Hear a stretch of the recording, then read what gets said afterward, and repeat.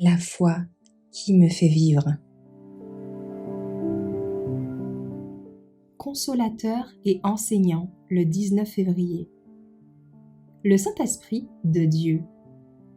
Mais le Consolateur, qui est le Saint-Esprit que le Père enverra en mon nom, vous enseignera toutes choses et vous rappellera tout ce que je vous ai dit. Jean 14, verset 26.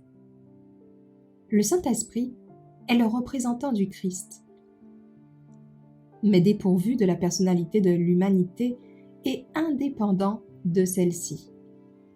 Encombré d'humanité, le Christ ne pouvait être en tout lieu personnellement. C'est pourquoi il était dans leur intérêt, celui des disciples, qu'il aille vers le Père et qu'il envoie l'Esprit pour être son successeur sur la terre. Personne ne pourrait alors avoir un avantage quelconque en raison de sa situation géographique ou de son contact personnel avec le Christ. Par l'Esprit, le Sauveur serait accessible à tous. En tout temps et en tout lieu, dans toutes les peines et dans toutes les afflictions, lorsque les perspectives semblent sombres et l'avenir perplexe, et que nous nous sentons impuissants et seuls, le Consolateur sera envoyé en réponse à la prière de la foi. Les circonstances peuvent nous séparer de tout ami terrestre, mais aucune circonstance, aucune distance ne peut nous séparer du Consolateur céleste. Où que nous soyons, où que nous allions, il est toujours à notre droite pour nous soutenir, nous appuyer, nous soutenir, nous encourager. Le Consolateur est appelé l'Esprit de vérité. Son travail consiste à définir et à maintenir la vérité.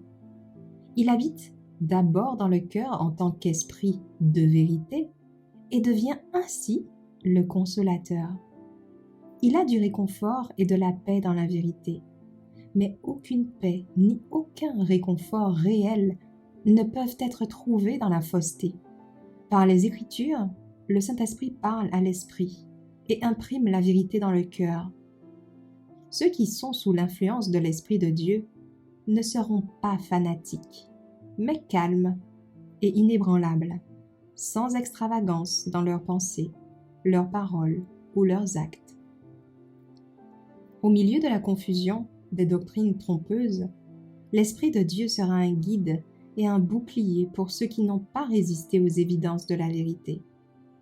Tout homme, femme ou enfant qui n'est pas sous l'emprise de l'Esprit de Dieu est sous l'influence de la sorcellerie de Satan, et par ses paroles et son exemple, il détournera les autres du chemin de la vérité.